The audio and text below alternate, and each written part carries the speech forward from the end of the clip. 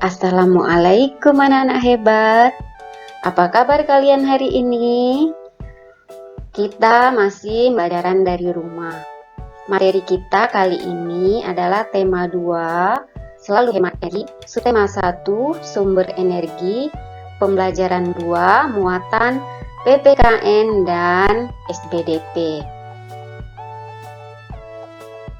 Tujuan pembelajaran yang akan kita capai setelah menyaksikan video ini adalah: yang pertama, mengidentifikasi tinggi rendah nada dari teks lagu Menanam Jagung. 2. Menyanyikan lagu Menanam Jagung. 3. Memberikan contoh hak dan kewajiban dalam kehidupan masyarakat. 4. Menjelaskan perbedaan hak dan kewajiban dalam kehidupan masyarakat. Nada adalah bunyi yang beraturan. Urutan tinggi rendahnya nada disebut tangga nada. Nada dapat ditulis dengan not angka. Dalam nada terdapat nada tinggi, nada rendah, dan nada sedang. Ciri-ciri nada yang memiliki nada rendah adalah apabila ada titik di bawah angkanya, ya. Nah, ini titik-titik ini menunjukkan bahwa nada tersebut adalah nada rendah. Apabila titiknya terletak di atas, maka nada tersebut adalah nada tinggi, ya. Sedangkan yang tidak ada tanda titik di atas maupun di bawah merupakan nada sedang. Nada dapat juga ditulis dengan not balok, ya. Nah, ini namanya not balok, ya. Not balok biasanya ditulis pada garis paranada. Nah, ini garis paranada, nah, ya. Nah, ini garis paranada.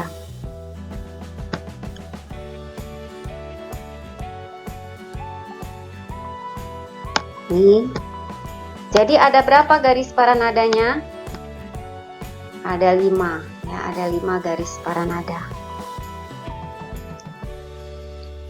Nah, not balok tersebut jika ditulis not angkanya adalah seperti ini, nak, ya. Jadi mewakili angka 1, 2, 3, 4, 5, 6, 7, dan 1 yang diberi titik di atasnya yang menandakan nada do tinggi, ya.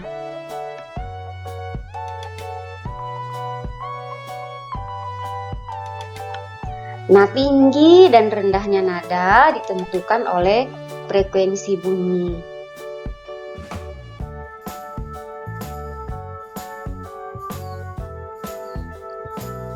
Nah, pada lagu Menanam Jagung, ya, coba kalian perhatikan mana nada yang termasuk nada tinggi dan manakah yang termasuk nada rendah.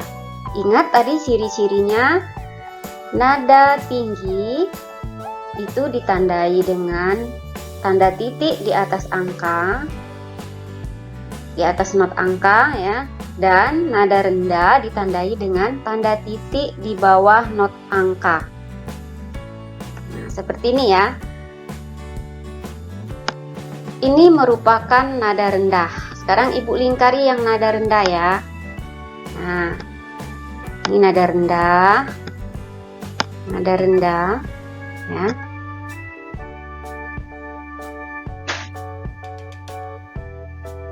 Mana lagi yang merupakan nada rendah? Ini, ya, ini nada rendah.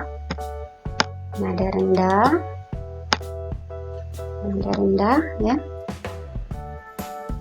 Ini juga.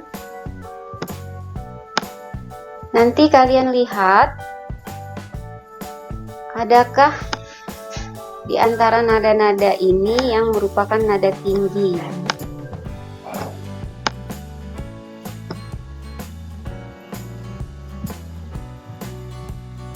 Ini kayaknya nada rendah ya, karena titiknya nggak kelihatan. Sebenarnya ini ada titiknya. Nah, kalian dapat melanjutkan melingkari ya dengan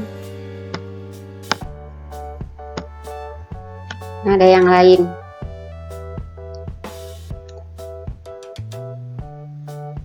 Nah, itu tadi beberapa nada yang termasuk nada rendah ya. Ingat, mempunyai ciri-ciri, ada tanda titik di bawahnya ya. Jadi dapat kita simpulkan pada lagu Menanam Jagung ini ya, terdapat nada rendah dan nada sedang. Nada tingginya tidak ada ya. Oke. Tahukah kalian siapa yang menciptakan lagu Menanam Jagung?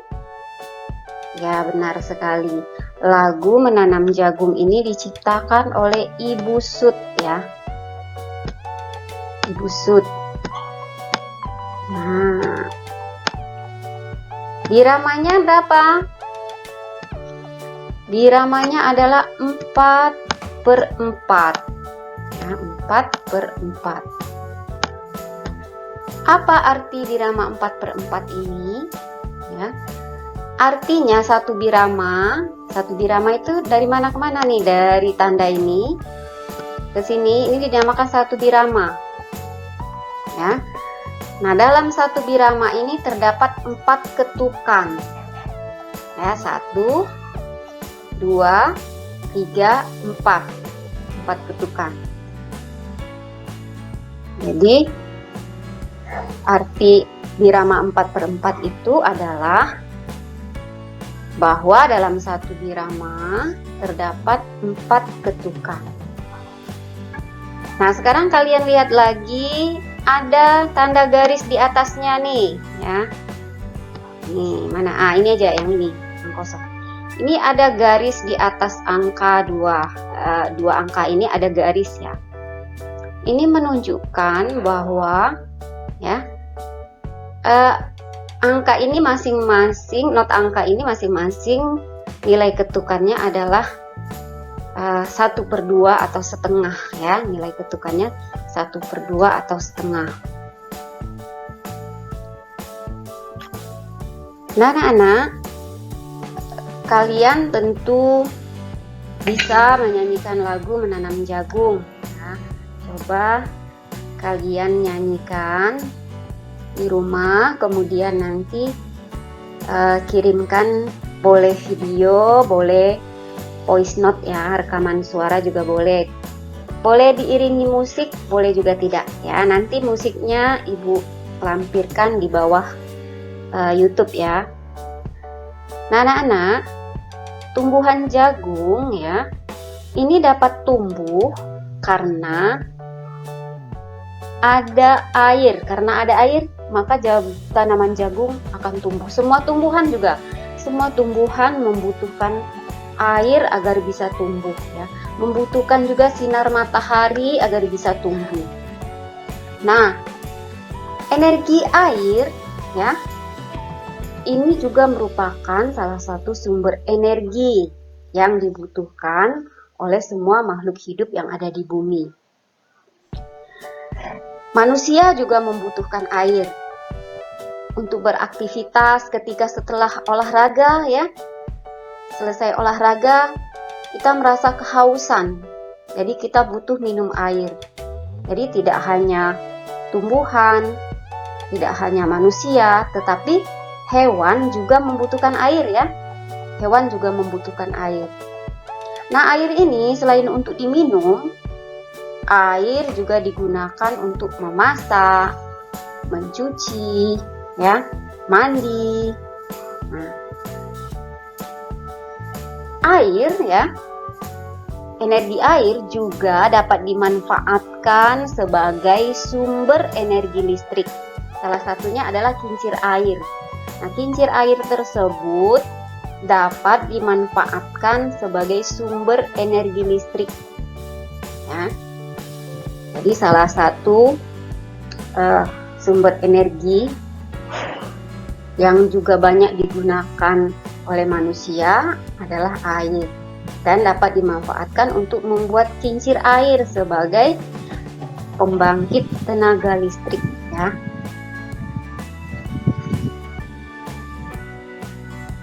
Nah, dalam menggunakan air ya, manusia dalam menggunakan air itu harus memiliki rasa tanggung jawab ya. Tanggung jawab terhadap penggunaan air.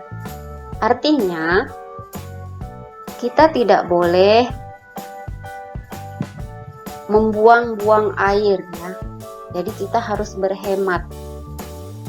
Nah, di sini merupakan kewajiban manusia untuk berhemat ya. Setiap manusia memiliki hak dan kewajiban dalam memanfaatkan sumber daya alam.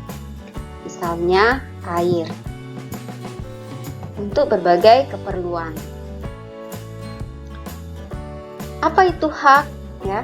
Hak adalah segala sesuatu yang didapatkan oleh manusia sejak dalam kandungan.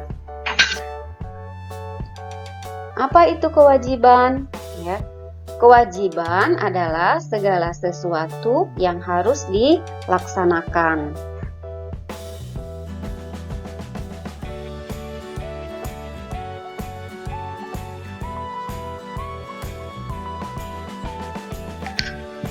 Nah, setiap orang berhak mendapatkan air bersih. Ya. Nah, jadi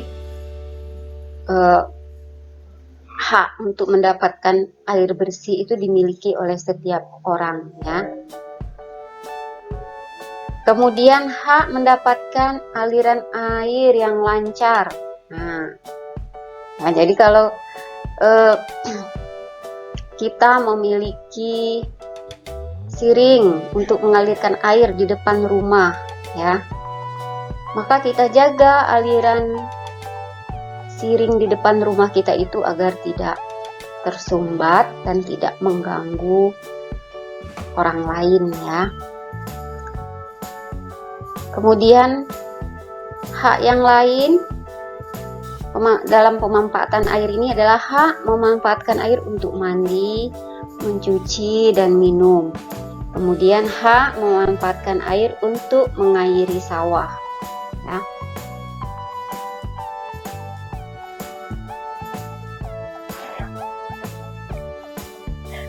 Berikut contoh kewajiban yang harus dilakukan dalam pemanfaatan air. Yang pertama, menggunakan air sesuai kebutuhan. Yang kedua, menutup keran air jika sudah digunakan. Nah, ini misalnya kita kalau yang kewajiban dalam masyarakat ya, misalnya kita lagi sholat berjamaah ke masjid. Nah, ketika berwudu ya, kita harus berhemat, keran airnya segera dimatikan jika kita sudah selesai berwudu.